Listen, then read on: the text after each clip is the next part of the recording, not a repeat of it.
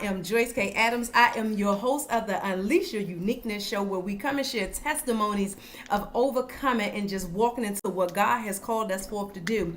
I have the pleasure of having Dr. Eddie Connor with us tonight. He is a he is an all-time author. He is so much. But you know what mainly got me to reach out to him was his book, Dear Queens. But I'm gonna let him tell you about that. So Dr. Eddie, please tell the audience about who you are. Well, absolutely. It's an absolute honor to be able to be on your show and to share with all of uh, those individuals who are watching in your audience. You definitely, you talked about Dear Queen. You definitely are a queen who wears her crown, walking your authority and your authenticity. And so to be able to share with you and your audience, it is an absolute blessing. You talk about unleashing your uniqueness.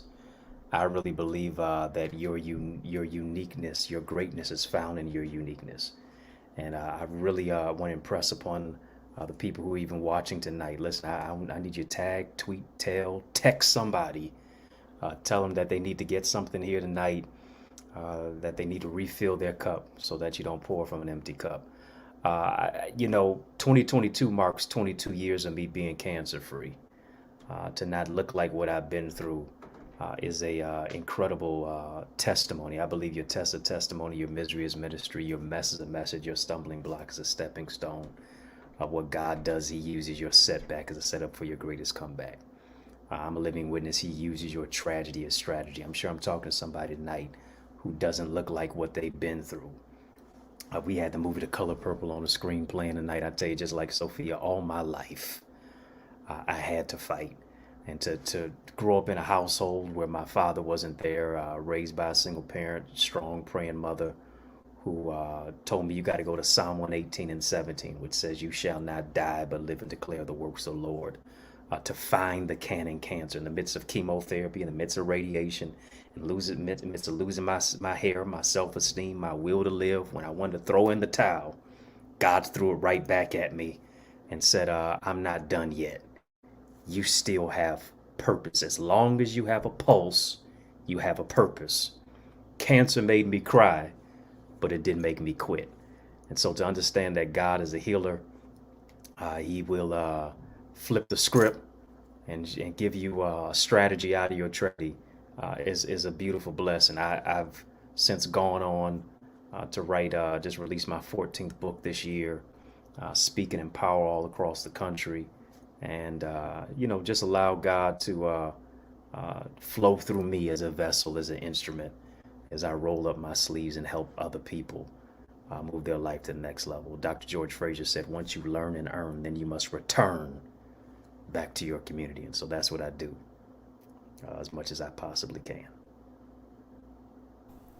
I just love just hearing you talk because it's just so smooth, right? And it's so powerful the way that you just share the things that is on your heart and about your testimony.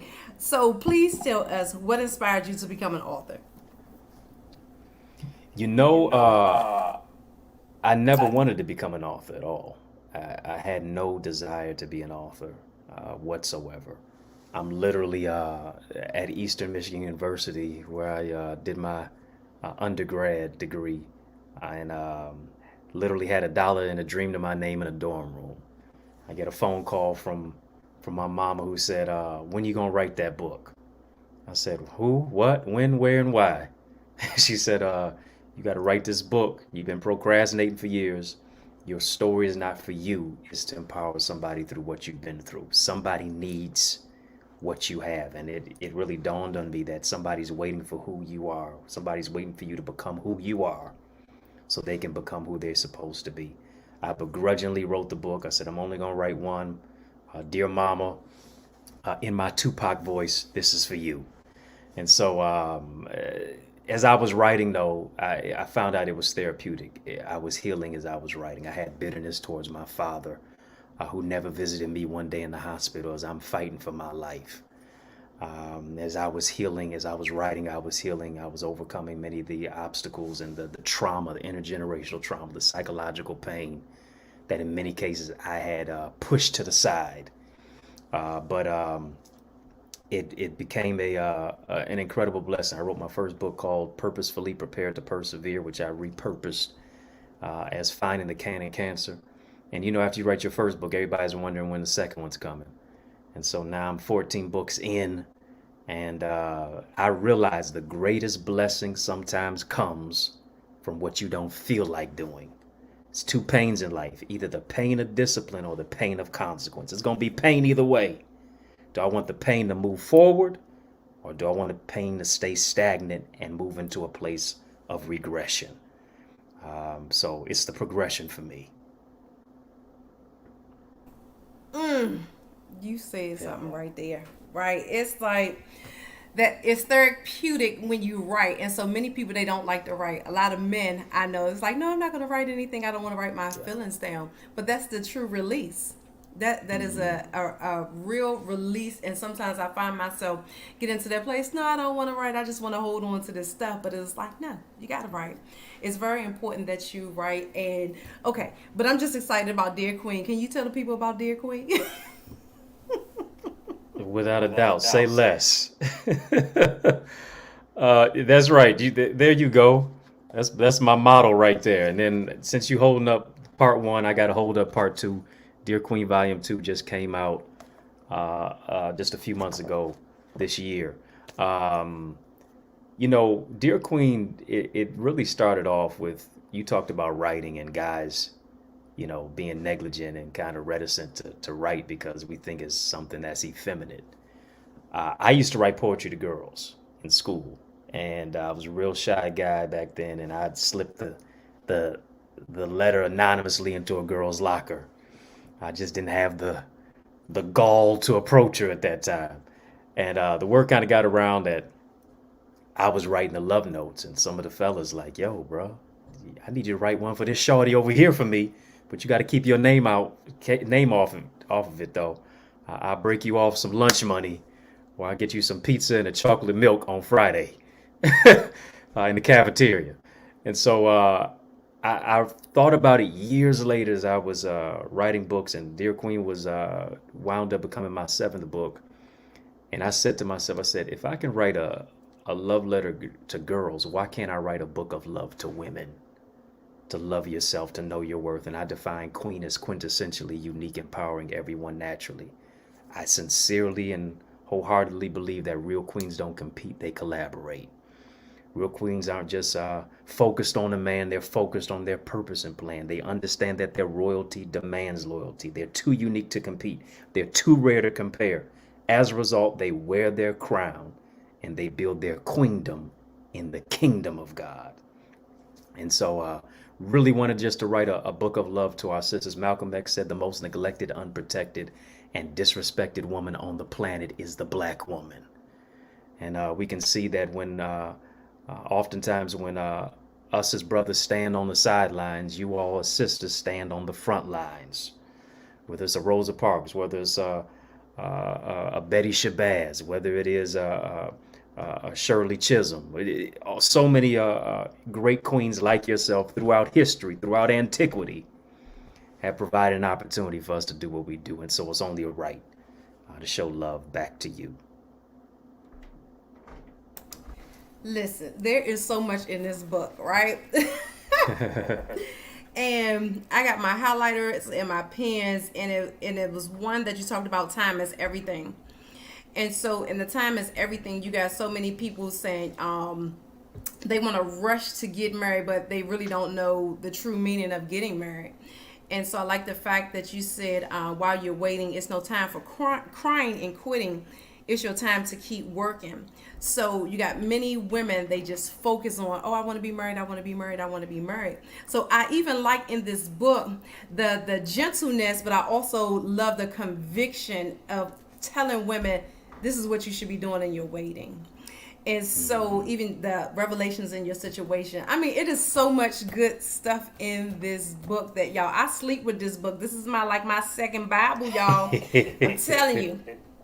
Y'all most definitely got to get this book because there's some corrections in here. You even talked about women in the way that they dress, right? And how you should present yourself as a lady.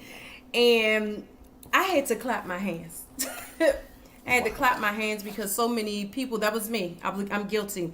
I would dress a little bit showing some things I ain't no business showing because looking for that attention. So what would you say to women who are Christians and who are of God and they still tend to dress that kind of way? What advice would you give to them? Great question. And I got to put in a little shameless plug as well. Dear Queen, you got that. That is How to Love Yourself and Know Your Worth. Jewels of Wisdom, Love Yourself and Know Your Worth. Dear Queen, Volume 2 just came out, as I was saying.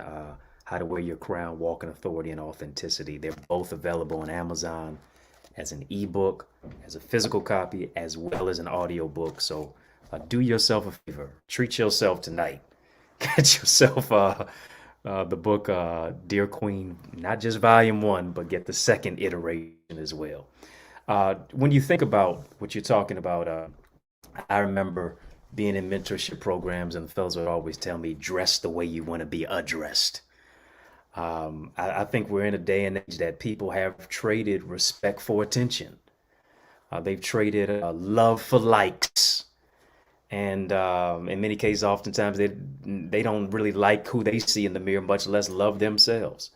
And so I think when we really allow ourselves to understand that we are first created in the image of God, and yes, image is what you see, but also there's another level, which is likeness. Likeness now means I have the quality. So based upon the quality, it causes me to do things differently. Not to excoriate anybody because they low and high. We all start someplace. But staying that place is a totally different thing. And so I think that's why we need intergenerational transfer of not just wealth but also wisdom. We need the older sisters speaking to the younger sisters. But in many cases, we see a lot of the older sisters trying to do what the younger sisters doing, and we see in this competition versus a collaboration. And I think when we really begin to draw the lines, not from a place of judgment, because my philosophy is this: I don't have a law degree, so I don't judge. Not from a place of judgment, but from not from a place of condemnation, but a place of love. I love you to where I can't allow you to look like that. I love you to where I can't allow you to stay in that place. I love you to where I can't allow you to continue to stay in a revolving cycle of toxic relationships and trauma, TNT, trauma and triggers. But I want to pull you out from where you were. Why? Because I was there. And I know there's a better life ahead for you. I think when you approach it and broach it from that particular place where you're not just telling me, but you're showing me how to do it, I think there's a remediation and reconciliation that comes as a result. That's good. That's good. And it also tied into when I was reading in the book where you was talking about the way a woman presents herself with her mouth, right? Yeah. The words that she speaks, the way that she communicates, because we got some folks who still learning, but I like how you how you will approach that because you got so many you even got so many women who's still scared to speak to their sister and say, hey, you may need to cover this up a little bit because they so trying to be like their best friend. But if you my best friend and you know that I'm looking a certain way, I need you to help me out because some people just don't know that this is not right because I'm going to the part back in the day where for me I just didn't know that's not how I should look because I didn't know the worth and the value that I was. But when I came to that place to now I know. Now I would tell a sister, even if I'm going to church, hey, bring a little dress down a little bit, so it's like we got to get to that place where we are communicating. And so I just most definitely like how you shared that. And so, but you got 12 other books. Please share a couple of your other books with the Yeah. people because I do want to go and talk about your academy and even what you're doing with the young boys. I think that is just totally awesome because our men and young boys, they need a lot of help because you hear so much about women, but I want to tailor to the fellas tonight. Without a doubt. You're right in my next book, which is The Mask of Masculinity. This just came out literally a couple of months ago as well. I put out two this year. I generally only do one book a year, but I believe whatever you do best is what you should do most. And so The Mask of Masculinity is really about how men can reclaim their identity, lead in love with vulnerability. What they've been telling us ever since we were boys is stand up, be a man, stop crying. Crying is for girls. They made us and socialized us to be emotionally incarcerated, to where when we do get to you, we don't even know how to open up because we've been so locked in many cases locked out of our purpose, to where we don't even know our uniqueness. We go through life wearing a mask, and oftentimes the brothers weren't just the one telling us stand up, be a man, stop crying. Crying is for girls. Sometimes we heard it from our sisters. Sometimes we heard it from our mamas. Sometimes we heard it from the relationships that we were in. And so being a man is hard work, but it's heart work.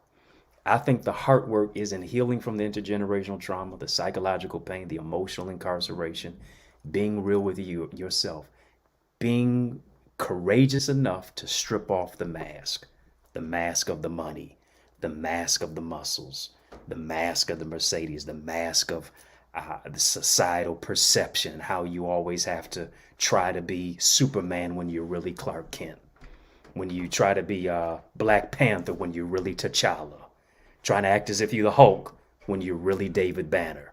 It's not you being a caricature, but it's you having the courageous aspect within yourself to unveil your true character and your essence, which is your uniqueness. Too many times we can't unleash our uniqueness because we're so locked into the perceptions and the negativity of what it is that we have experienced. This is a book of freedom for our brothers, but also for the women who love us. I wanted to write this, yes, for our brothers to give us freedom to talk about the fears, the failures, the frustrations, and the father wounds. But I also wanted to speak life into the lives of our sisters to show them how to create a safe space and place for a man to be able to be vulnerable and open up to you. So not only are our brothers reading it, our sisters are as well. Ooh-wee. It's on Amazon too. So All them books on Amazon. So I'm most yeah, definitely yeah. gonna get that, not just for myself but also for my young men, because it's so much that they still hold on to, that they feel that they can't be a man, right? Even though I be like, listen, y'all can cry all day long, but also when their fathers told them, boy, you better not be crying and all of this stuff. And so I love the fact that once they get their hand on this book, they're going to see that it's okay for me to have feelings, right? And I like how you said heart work. So we got to work that heart and that stripping of that mask. So not only do we women have masks, men have lots and lots and lots of masks as well.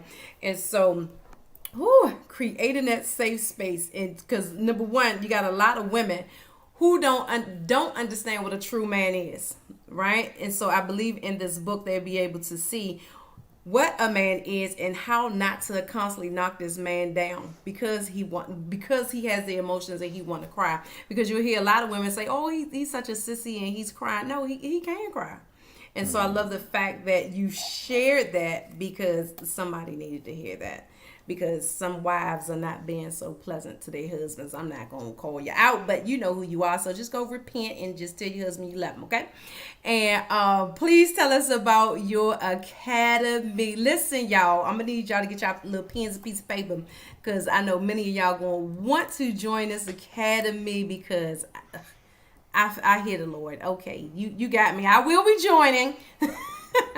I most definitely will be joining. I hear him.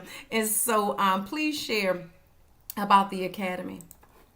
Absolutely. And let me just backtrack a little bit more.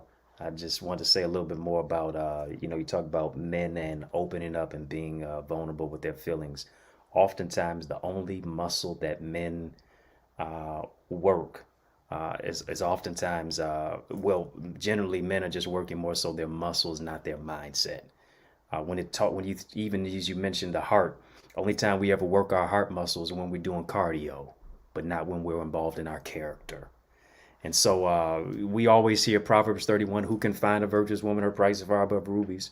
But I wanted to use as a barometer and a foundational element, Proverbs chapter 20, verse 6. I'm more English than math, but 20 comes before 31.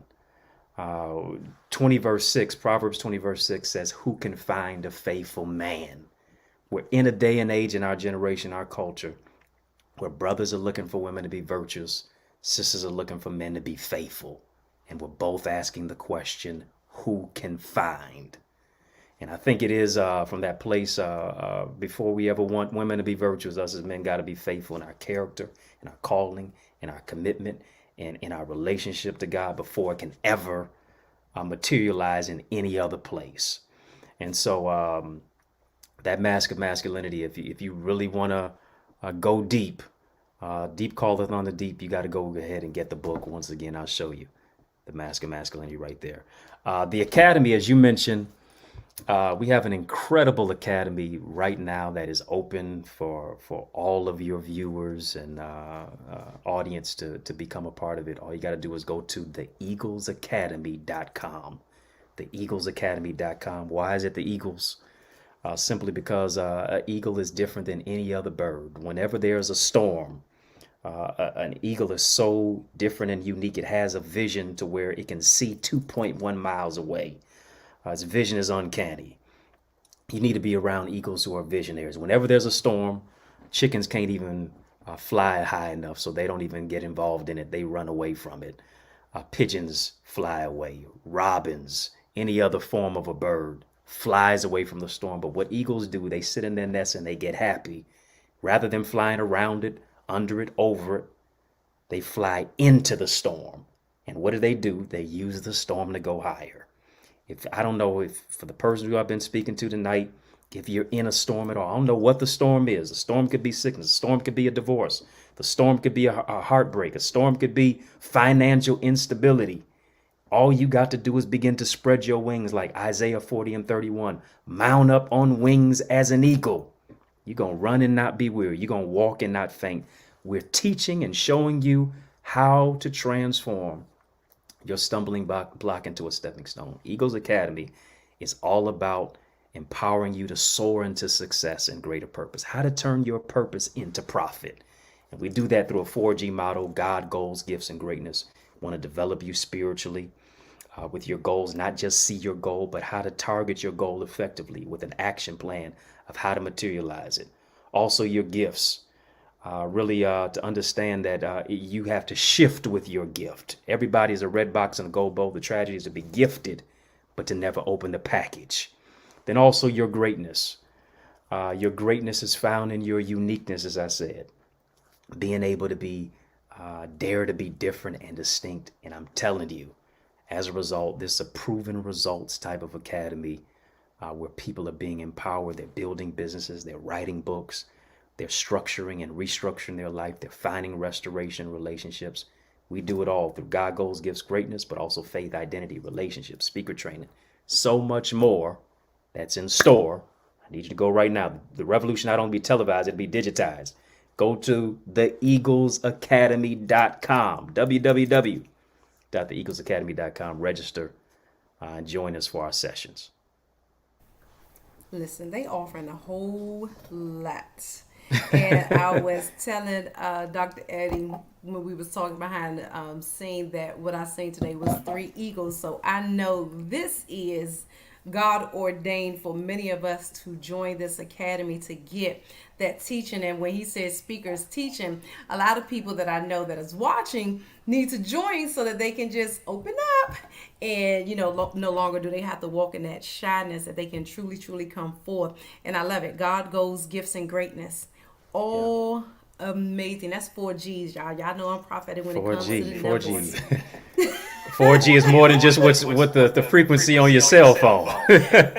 Exactly. It is so powerful. And oh my goodness. So I'm excited because I'm most definitely going to be joining. But I also want you to talk about your the boys mentorship that you got going on, so people can figure out how to get involved and how they can even get their kids into it. Yeah. I mentorship is very near and dear to my heart. Um, there's a quote that suggests that if we build strong boys, we won't have to repair broken men. Boys to Men had a song some years ago called Khalil. Says the lyric said, "No one to guide me, I'm all alone. I need shelter from the rain to ease the pain of changing from boys to men." And oftentimes we don't necessarily have the right rudiments and the elements and the teaching of how to make that shift from boys to men. Boys to men is not just about being a man is not just about what you possess below the waist. It's about what you possess above the neck. And so I do that mentorship through our program, Boys to Books, where we focus on literacy, leadership, and life skills enrichment. And then also we have another iteration, which is uh, Gifted for Greatness, which we focus on a RISE model, which is responsibility, identity, success, and education. And so for those of you who want to get your young sons involved, mentorship changed my life. Uh, just because you may not have a father doesn't mean you don't have a future. You may not have a daddy, but it doesn't mean you don't have a destiny.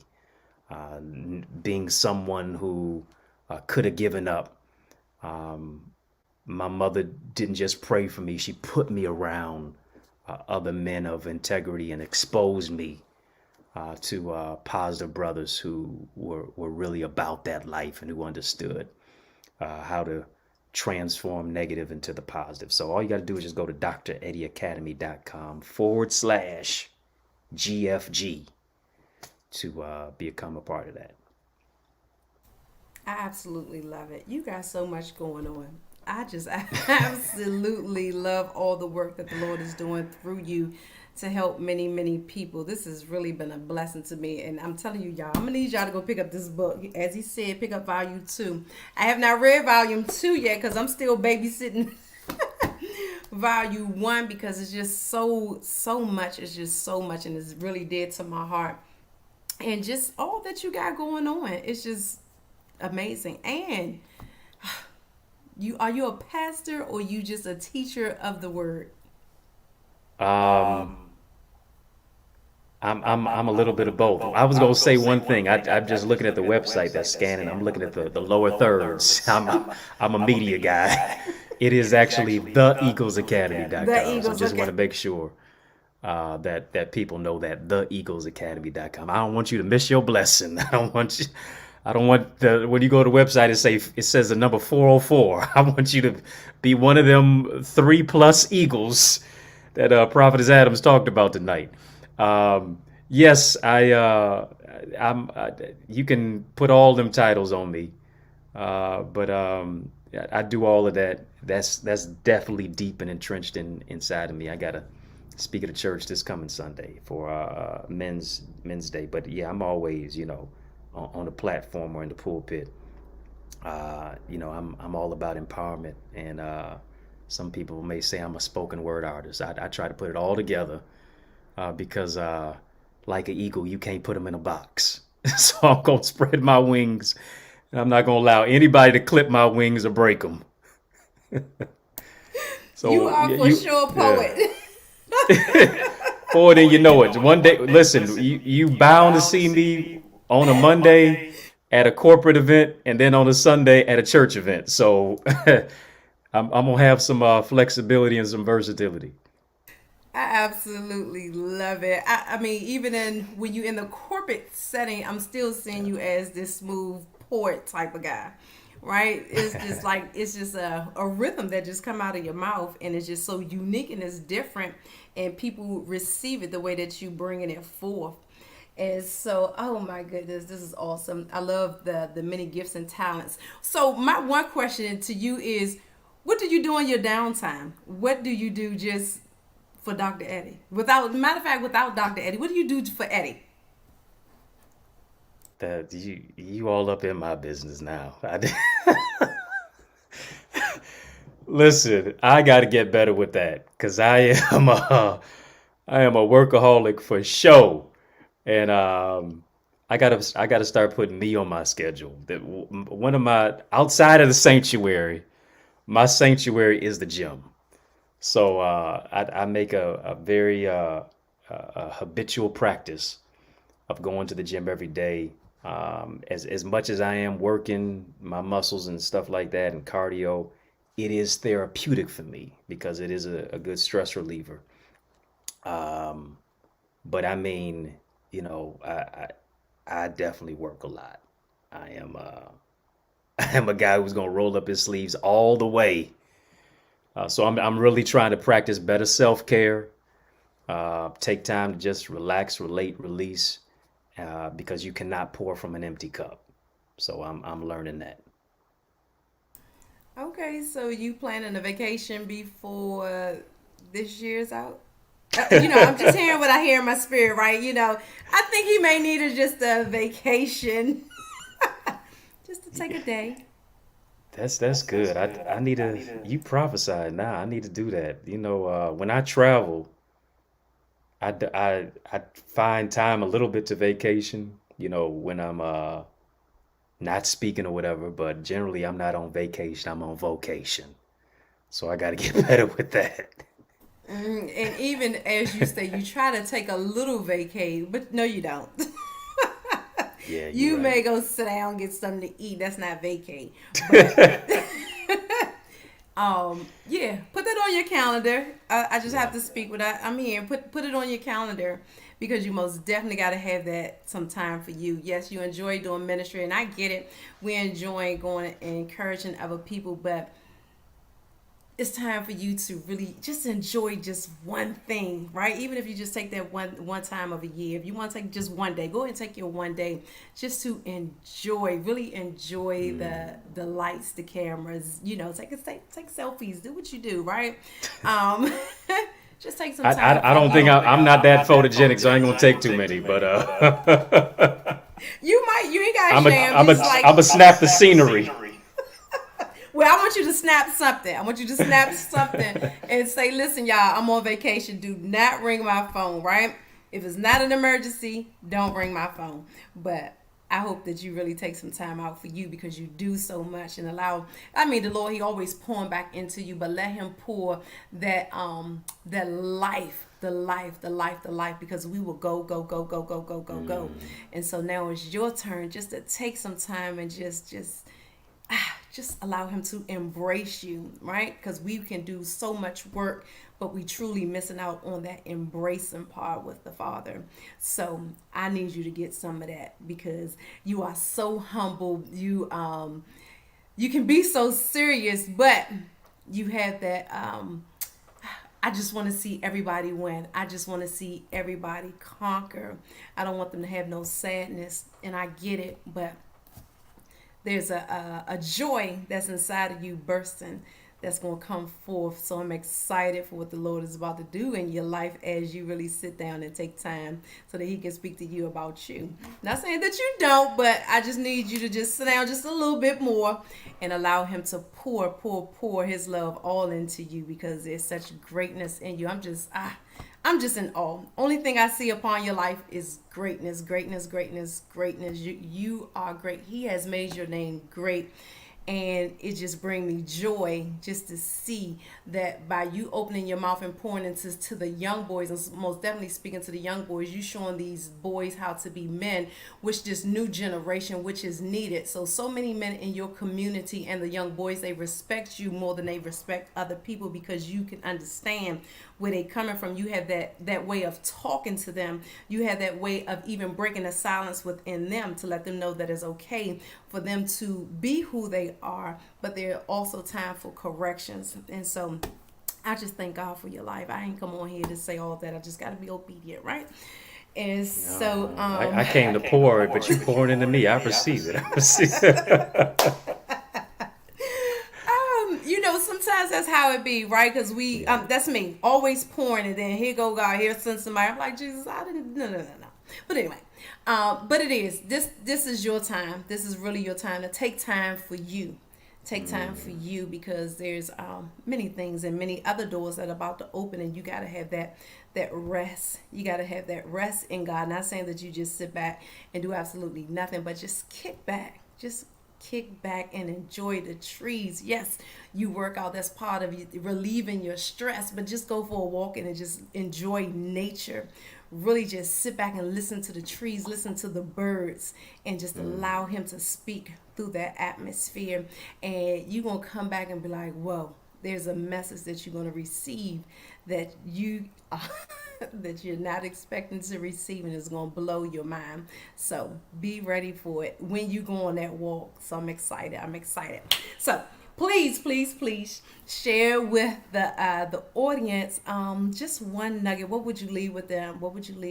And those on TV land, I did not forget about y'all. Absolutely love y'all. Let me say it, because I didn't say it in the beginning. I absolutely love the audience that joins from around the world. I am so grateful for the audience that is on live. I mean, they just it blows my mind every time I see the numbers of those who watching via TV. So I'm so grateful for them and all those join from YouTube and Facebook. So yes, what's the nuggets that you would share with the people?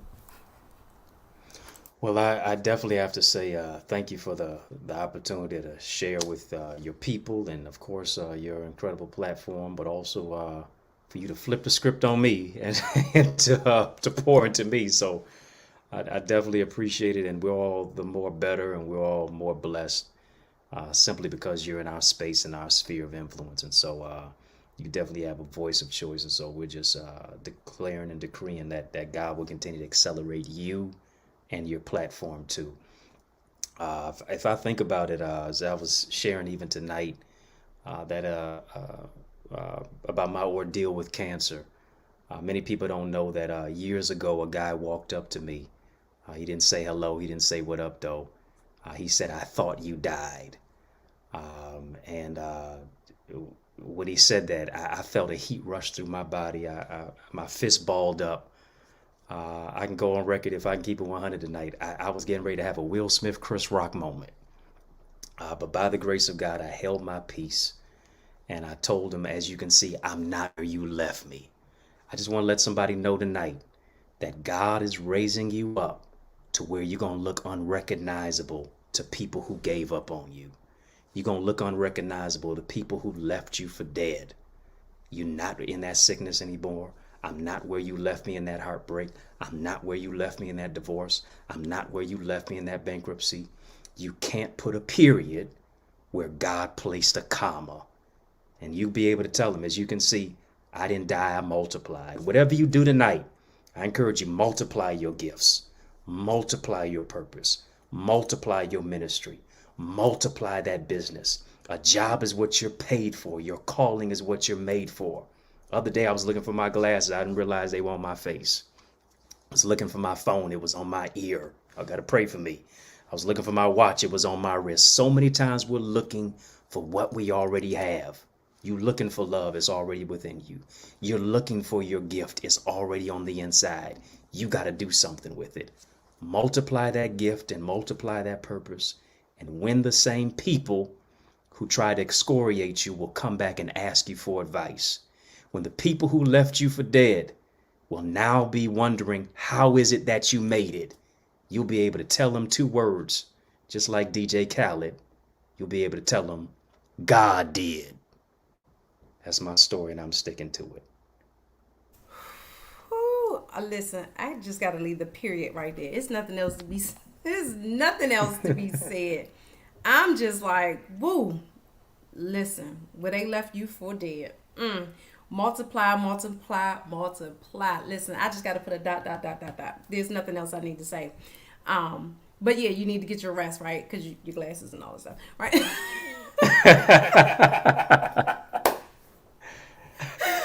I just had to come back and say that part right there. It's like my glasses on my face, because we get so That's right. we get so wrapped up in doing things, and it's like, oh, it's right here. So I totally get it. And so yeah, rest. Already got what I'm looking for. Exactly. Okay, so stop looking, and even I'm hearing it's right there in your hands. It's right there in your hands. So most definitely stop looking for that one thing, because it's right there in your hands. So listen, I am just so grateful and thankful for you tonight. I mean, you shared a lot of information that has been a blessing to me, and I know for many who's going to come back and watch on the replay and also through the TV land. I'm just speechless. And so thank you again for joining, everybody. Thank you for coming on tonight. Most definitely make sure you follow him, get connected in the Yes. academy,